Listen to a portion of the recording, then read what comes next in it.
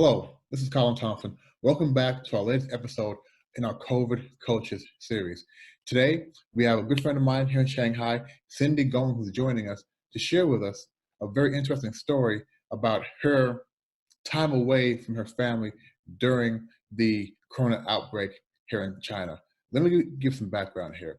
So Cindy, again, her and her family do live here in Shanghai. However, she is from Wuhan.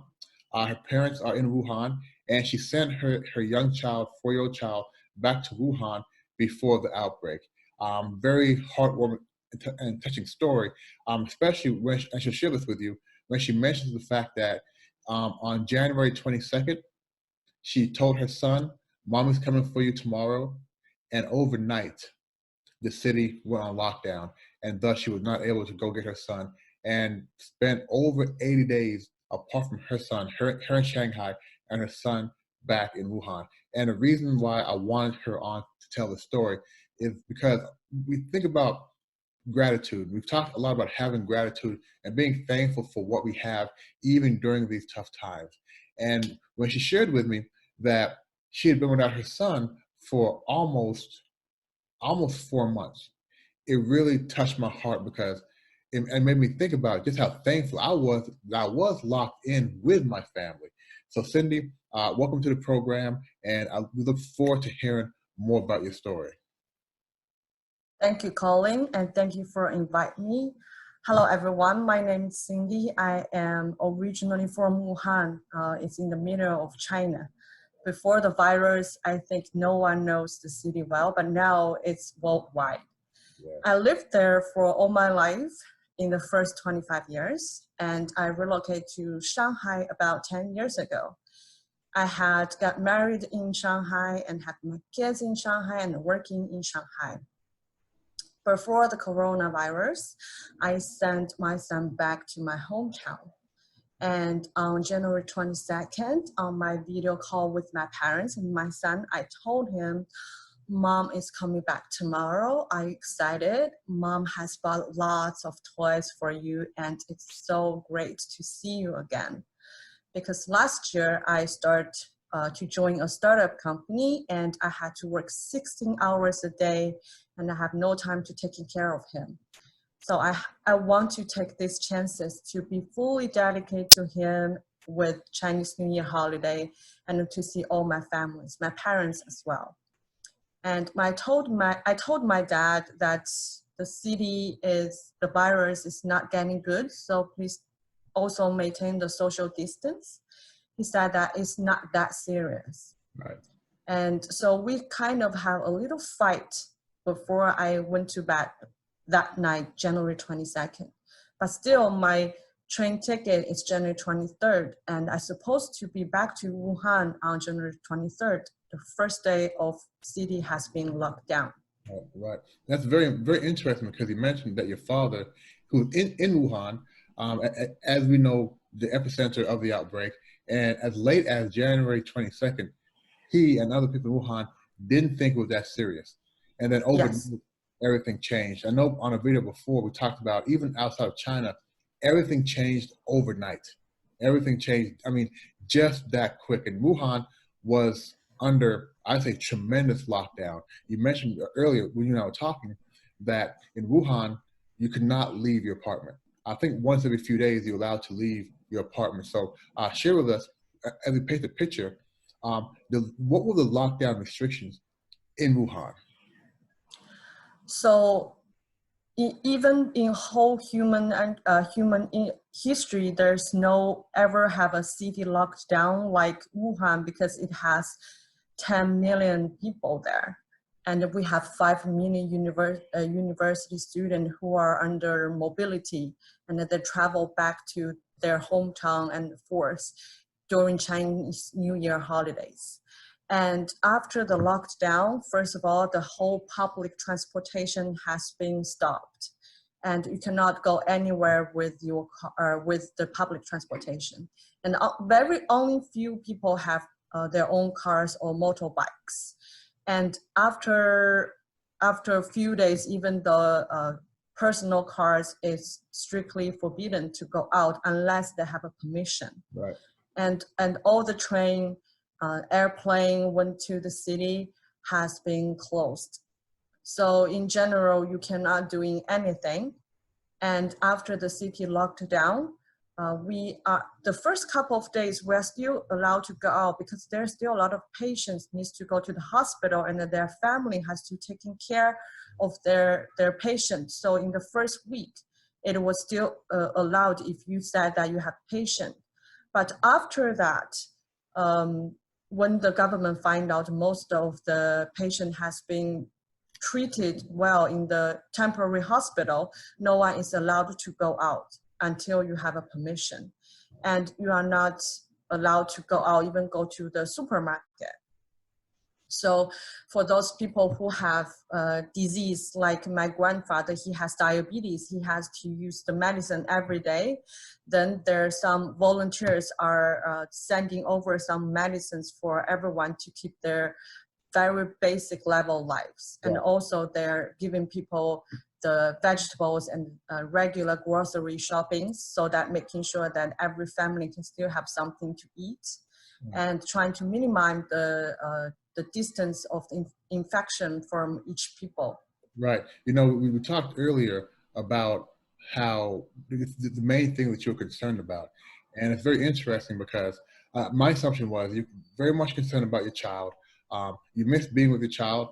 He's away in Wuhan during this time. We know that the coronavirus was running rampant in Wuhan. Maybe not a lot of news coming out of Wuhan, so I know you were concerned about that. But you also mentioned that due to the fact that this was in Wuhan a real restriction, right? You could not leave your apartment. So getting food, you mentioned earlier that they arranged for food to be delivered to your parents' apartment. However, you also mentioned that the prices were much higher. Now, not really price gouging. And price gouging is when I go out and I buy 10,000 masks for a nickel or one RMB, not selling for 10 RMB. That's price gouging. But you mentioned that all of the food prices in the first few weeks were much more expensive. And just worrying about how ensuring your parents had enough money and enough food to make it through. Take us through that process, because it's the first I've heard that making sure, be concerned that you had enough money to buy food during this time was a concern. Yes, because there are two reasons. The first reason is every year in Chinese New Year holidays, the food price will be a little bit higher. That's very regular because all the farmers and all the shops will be closed. Very similar to your Christmas, that you can find no one is opening up. So to buy a food, it's difficult than regular. And the second reason is in these epidemic areas, no one is allowed to go out. Right. So that everyone is worried. So maybe someone buy a lot of the food and store at their homes so less people can buy, like what you have seen for toilet papers in US in March. That's very similar in Wuhan. So what we do is there are volunteer workers and property management workers at each community. They will have a WeChat group. So WeChat is application that we're using similar to WhatsApp. Right. So that every building have their own WeChat groups, and the volunteer and the registrars will ask you what kind of food you need. They will send it to a home every 3 days. So they will give you actually a checklist. On the checklist, there are vegetables, plenty of vegetables, and that there are limited meat choices. But in general, you can still have enough food for your family to support these very difficult areas. And then they will deliver at your front gate so that you can be able to have the food and not be go out. Because the chances to be infected by this virus, we want to making sure as low as possible. Right. And it's interesting. They also did very similar things here in Shanghai, in that deliveries could no longer be made to your front door. Everything had to be made at the gate. But it was still, to me, putting the delivery driver and security guards at risk. I mean, they're still coming into contact with the same amount of people, but it made sense. Here in Shanghai, we had as you know, we had a very low infection rate. I want to go back to your son.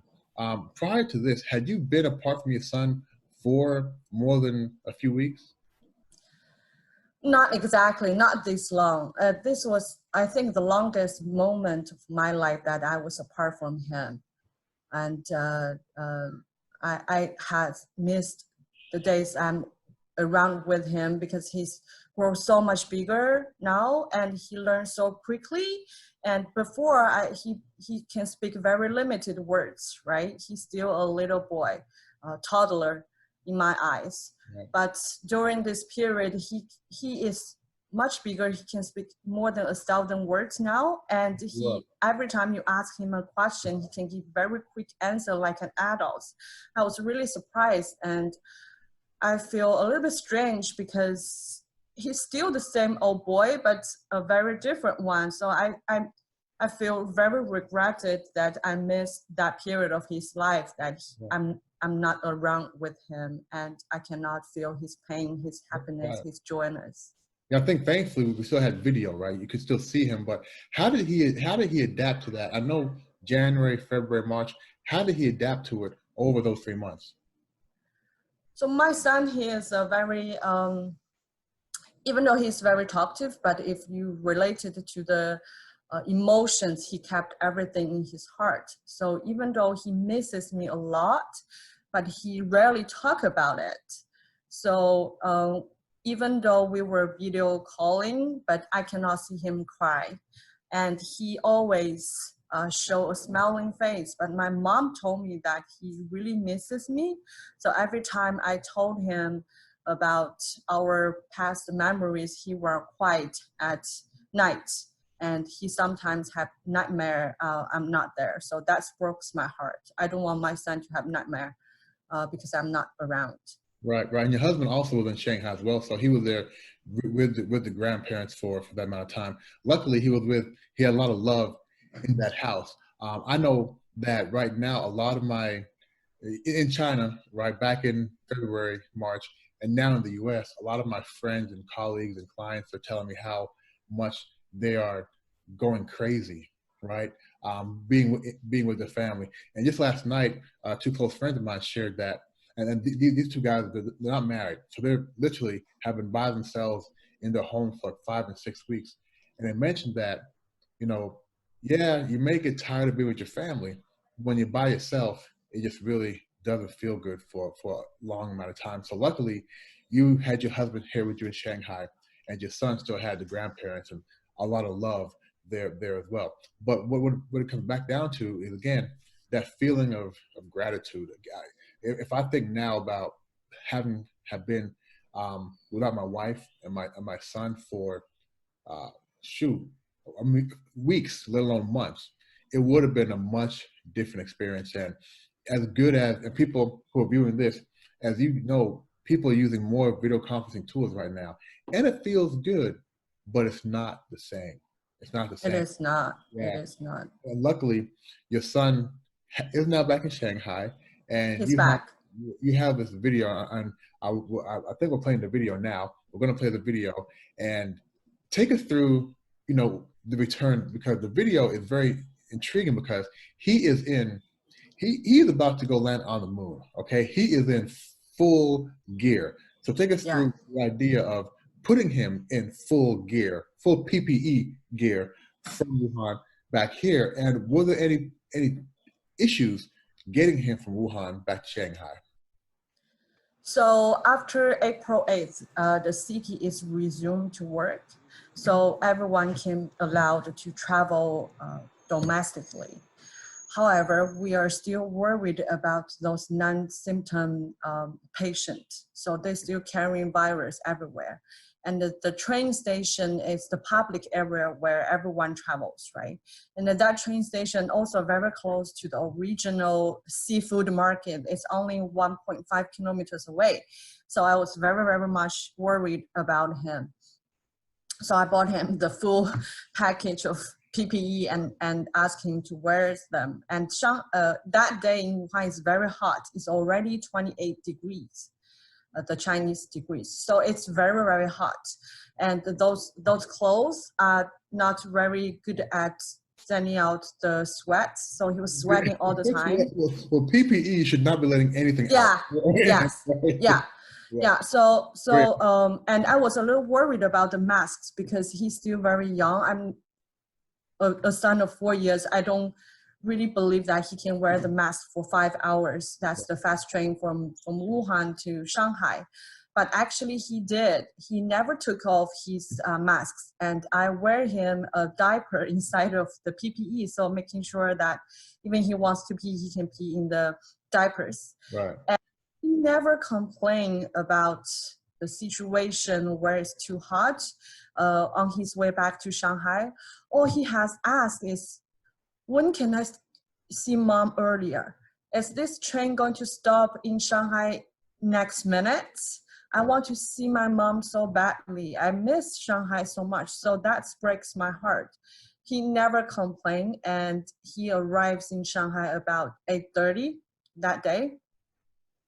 I went to the train station to pick him up.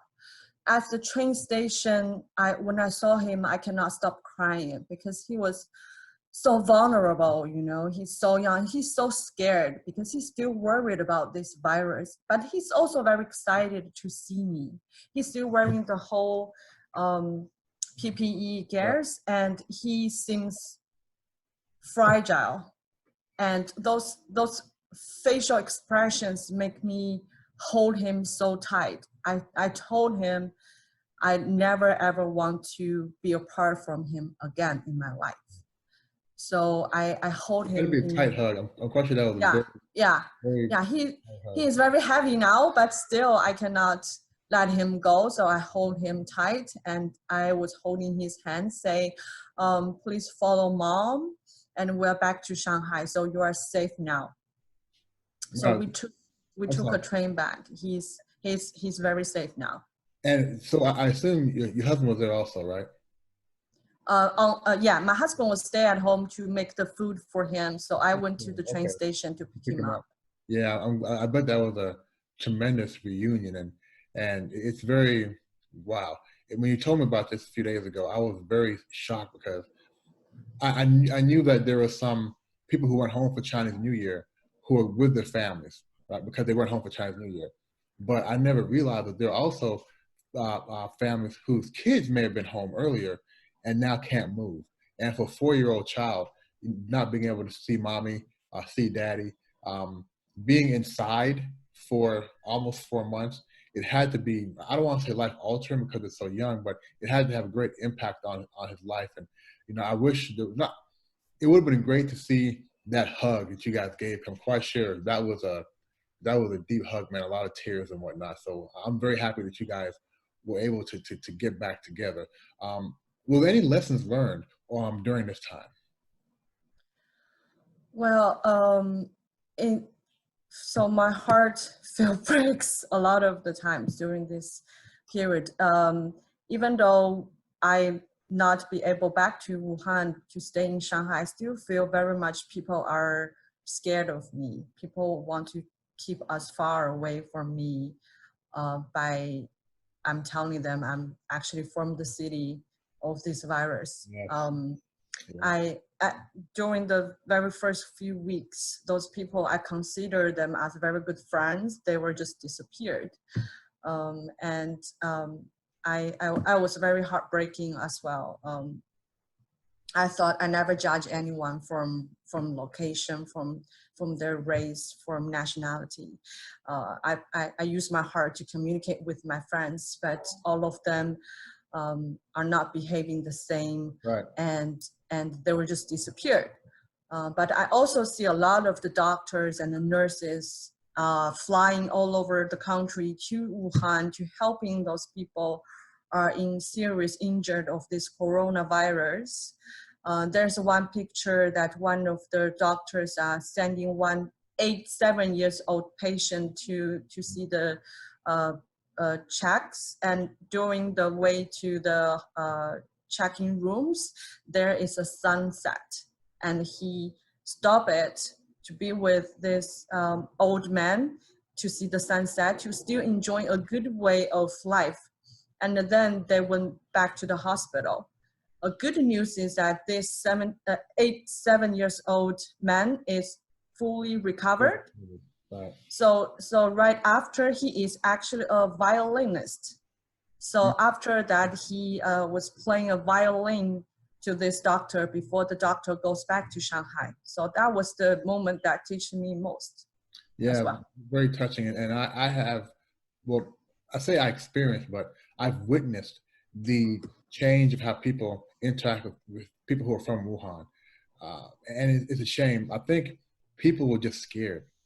And, people were just felt that if you were in Wuhan, you were sick, right? So when folks back in Shanghai, uh, as you said, met their old folks from Wuhan, they were very hesitant. I know that my wife would say, look, that car's from Wuhan. What are they doing here? And this is inside our residential area. And I'm like, they live here. And she was very, very concerned. So I'm glad that that time is over. I think one of the challenges we had was getting accurate news about what is taking place in Wuhan.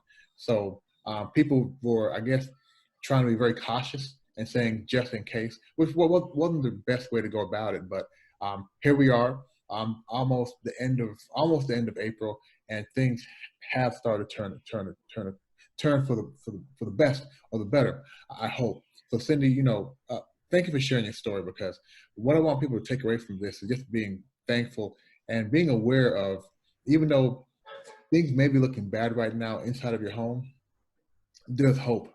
Um, one of the best things about being separated is that reunion. And I can guarantee you that Cindy, you and your son are even closer now. Talking more, at least his vocabulary has improved. I'm glad. I thank you for sharing the story with us. And again, I hope that people really look and find that gratitude for what they do have, because these are tough times, but these are not the end of times, right? Yes. Things will get better. So Cindy, I'm going to ask you just to give us some very brief parting words, and hopefully we'll see you again on another episode going forward. I want to say that kindness is a choice.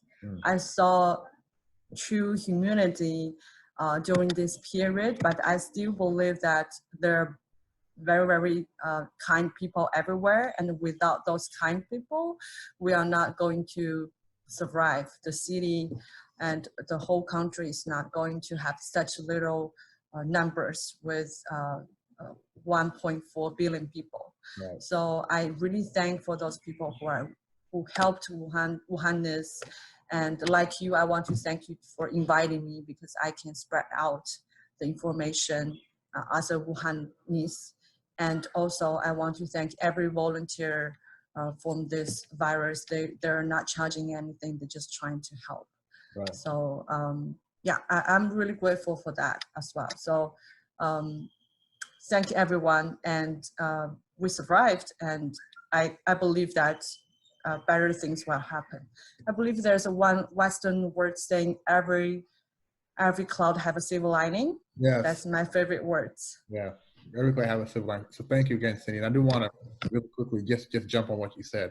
One of the things that doesn't get spoke on is the amount of volunteers that helped all of China, but more specifically in Wuhan. A lot of volunteers were the ones who were carrying food in the hospitals, really helping people maintain their lives. So a big shout out to volunteers again. So Cindy Gong, thank you. I'll be seeing you again soon. Thank you for joining us, and we'll talk to you soon. Bye-bye. Okay. Thank you for today. Bye.